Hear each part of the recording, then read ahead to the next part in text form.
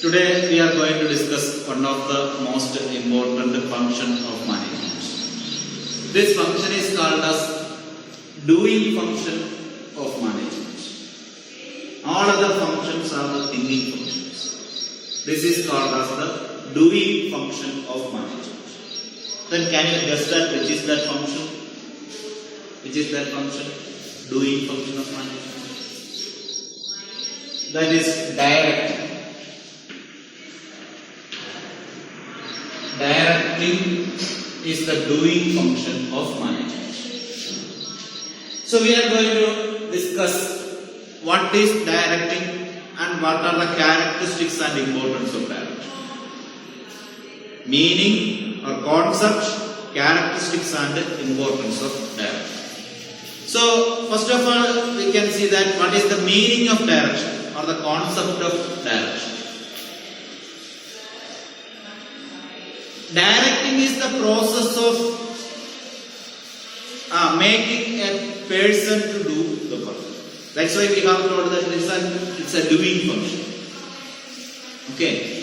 Here this is the function where the actual work takes place. Or we can say that here this is the function where manager actually and physically does something.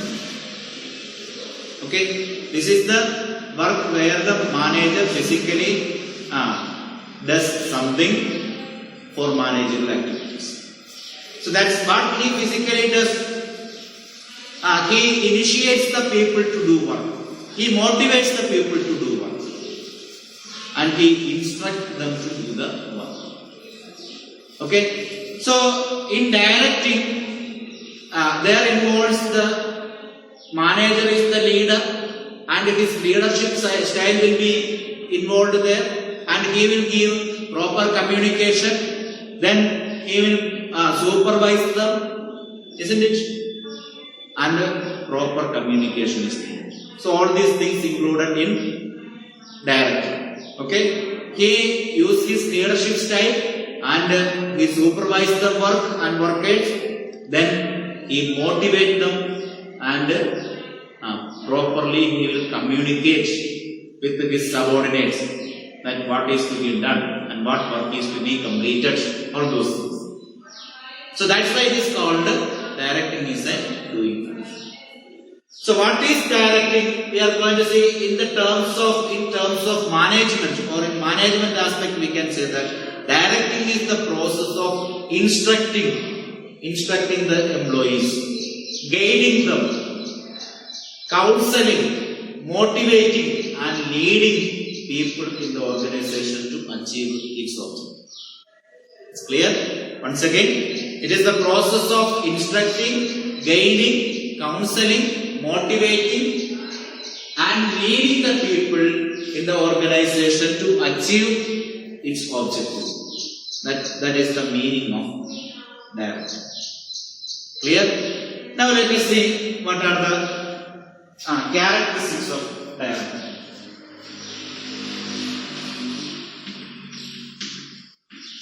Characteristics of directing. What are the characteristics of directing? We can say that we have told it initiates action. Initiates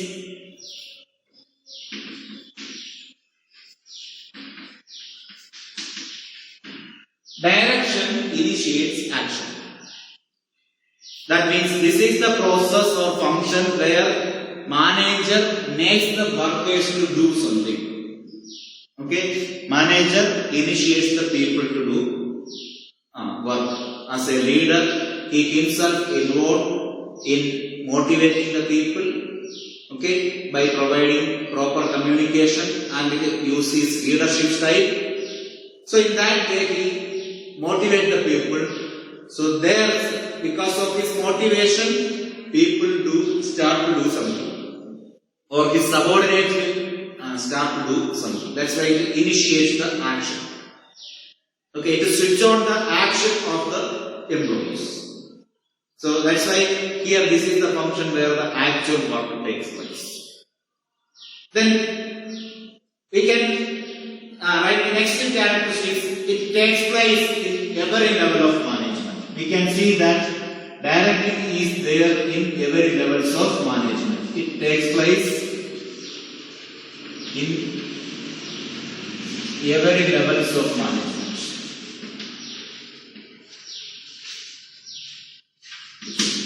But it says that means directing is not only the work of the top level management, or it is not reserved for the middle level management only, or it cannot be seen only in lower level management. That means it is everywhere can be seen. Everywhere we can see the presence of direction.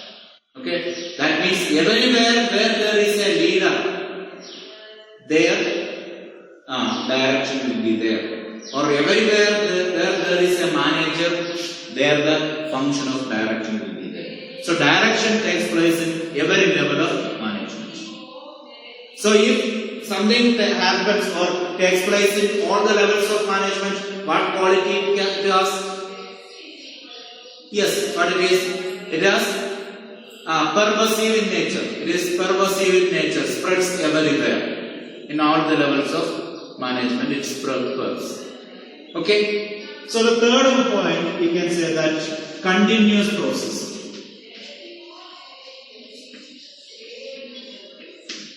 Directing is a continuous process. Directing is a continuous process. Why it is continuous? Because action is continuous in business. It never ends. Why it never ends? Because of the continuous existence of the business. Okay, in order to continue the business for a long time, business always plans. Whenever plans exist, in order to execute the plan, work is needed. Okay, so as long as the work is continuing, directing also needed. People should be there to make the employees to do the work. So directing is also a continuous process. That means we know that all the functions of management are continuous in nature. Okay? And we can write one more thing. It flows from, directing flows from top to bottom. So, who directs? The authority directs. Authority directs. That means authority directs the people who are having the responsibility. That means the principal directs the agent, or the manager directs subordinate. So, authority, since authority flows from top to bottom, here directing also flows from top to bottom. Because suppose we can imagine that on top level management, managing director or general manager will be there. He will direct his subordinate. Who are his subordinate? Divisional managers. Then divisional manager directs his subordinates. Who are his subordinates? The employees in each division. Okay. Then in factory also we can see the same thing. The factory manager, production manager directs his supervisors or foremen. And below him, the foreman or supervisors will direct or initiate the action of the level workers.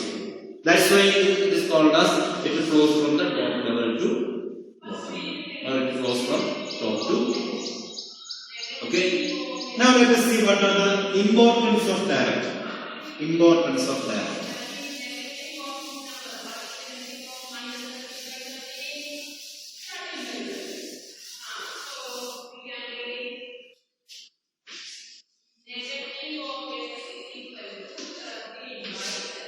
Importance of, so the first point of importance of directing, we can say it initiates action.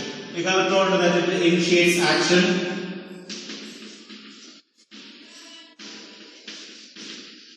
Action. Directing initiates action toward the achievement of desired object.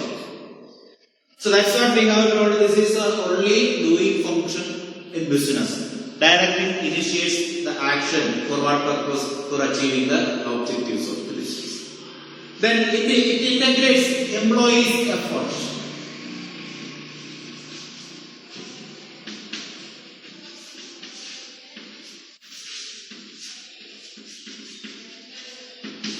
It integrates or links or coordinates the effort of the employees. So each individual employees are exercising their effort. So these individual efforts will be linked together or grouped together or combined together or coordinate all these efforts by whom? By the director of the organization. Who is the director of the organization? The manager. So manager through his directing activity integrates all the efforts of the employees for the attainment of the aforesaid objective. Okay, so directing integrates employees' effort. Then next we can say it guides employees to fulfill or fully realize their potential.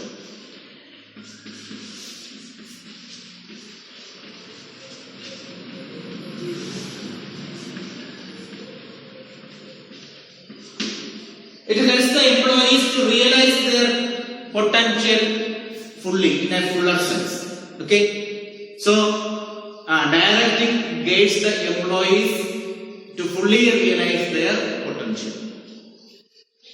See, if we are doing the work by ourselves without any supervision or without any guidance or initiation, if we do something, we may not be able to fulfill the work by using our full potential or full caliber. So in order to realize our caliber or potential, we should get some external motivation or external inspiration should get. So that inspiration will come from outside. So due to that inspiration, we can realize our potential in a fuller manner. So fuller utilization of resources or full utilization of resources is another, or full utilization of the potential is another importance of direction. So it helps to realize the talent in its full. Okay. The next we can say that it facilitates the introduction of needed change in the organization. Facilitates introduction of needed changes. It facilitates the introduction of needed changes in the organization. That means if employees are highly motivated, highly inspired, and for giving proper guidance, if a good manager is there, this manager can make any change in the organization because he will be able to motivate the employees. Okay, by giving proper motivation and proper communication, he can make some changes. But what are the needed changes that can be implemented?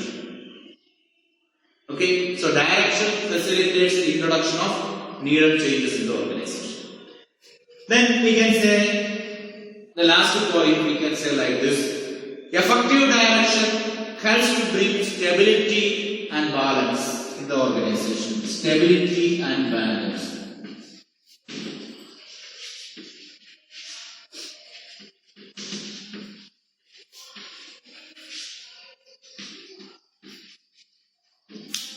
Effective organization helps to bring stability in the organization or a balance in the organization. Balance between the employer and the employee, or balance between different levels of management, or balance between different functions or divisions of the management. All this can be ensured if proper managers are there.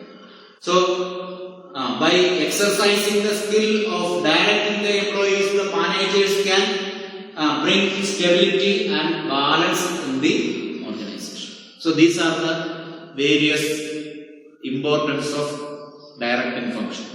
Okay, so today we have discussed the concept of directing, characteristics of directing, and importance of directing. Okay, I hope all of you understood this.